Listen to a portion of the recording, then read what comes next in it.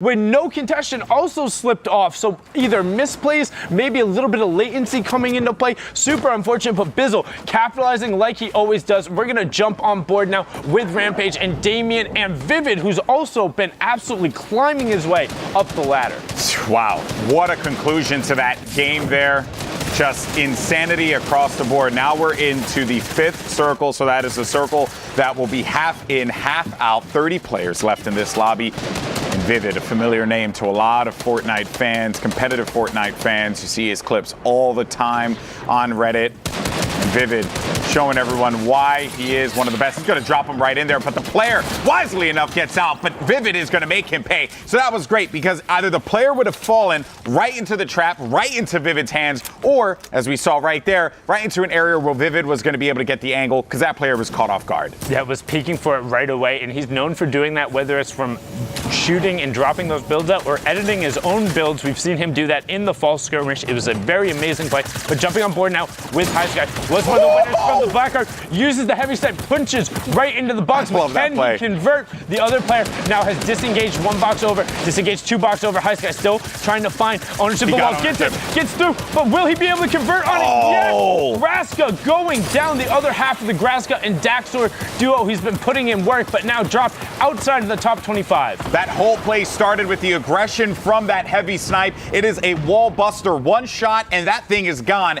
and no one will be able to have time to get in or to try and defend after it, but you get that one shot, that one opportunity. Back over to Vivid now, who's got 3 eliminations, 2 boogie bombs in case there's some pesky ballers that he wants to take care of, as well as that legendary AR, which he could put to good use. Definitely seized everything he wanted from all of that loot right there, but we're going to jump right back on over to Vivid as now he's using that little bit of the cone peak to try and get lay of the land. This is one thing we've talked about with Vivid in particular. If you want to learn awareness and competitive positioning and where to check your angles, go watch Vivid play. He does it all the time in all of his scrims, all of his arena games. Watch how he plays the game. He's always checking his angles as this rotation comes out, and this is huge because we're at 28 players left.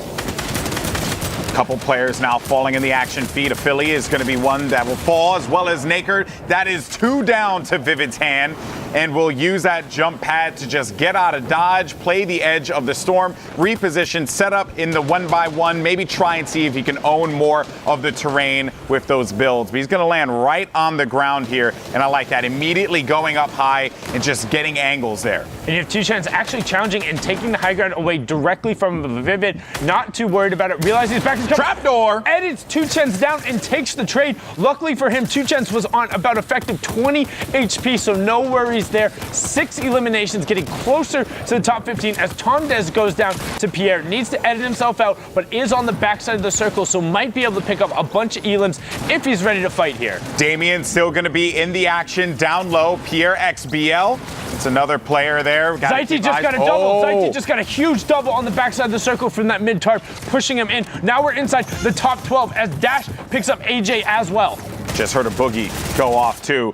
Pierre is looking around, wants to find someone. He's going to have a green tack. A green tack in the late game here is something that you don't see all the time, but he's got to make it work somehow and then upgrade, but he won't be able to because Glowing will stop him right in his tracks. And now Glowing actually is going to be feeling the brunt of that one just after picking up that elimination. You think you're going to be safe, but not when it's top 9, not when it's the best players in NA East and Fortnite all going toe-to-toe. There goes the boogie bomb, but it's going to be blocked there for the moment. And then Vivid goes right back around to just get ownership of all of this terrain. Once again, it's something he does so well. He has no builds. He has no builds, GB. He needs to be super careful here. Running around the low ground, picks up Spyrock as well. 70 what?